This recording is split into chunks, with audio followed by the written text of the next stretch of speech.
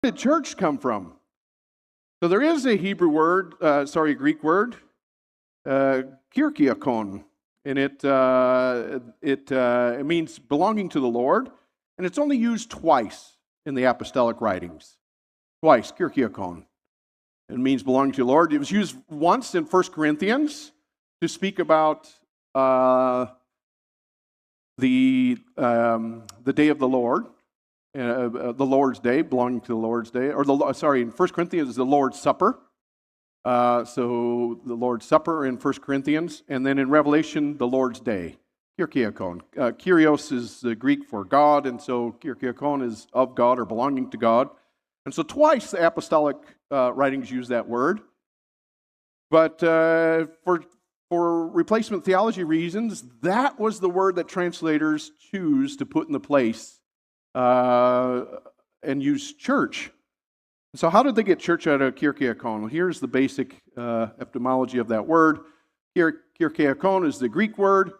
In German, it was Kirche. In Norse, it was Kirkeja. In Old English, is Circe. And in our modern English, church. So from a word that was used twice in the apostolic writings came this whole doctrine of church. Not even if they were going to do something, it should have been brought off from ecclesia.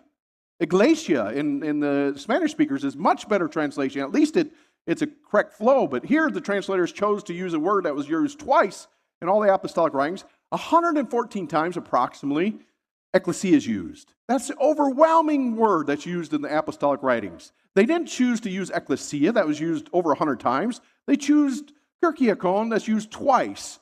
And then they use that word to put in place of ecclesia. Can you see someone's playing gymnastics here with the scriptures? Somebody's got an agenda here. Now, I don't want you to be conspiracy theories. I believe God protected his word. I'm not worried about books should be thrown out or put in. No, God watched over his word. But there are nuances, and nuances sometimes have heavy implications. Church is not a good representation of ecclesia. But that's the word that got put in over top of ecclesia. Can you see how there was a slight shift here to bring forth an agenda that God would replace the Jewish people with the church?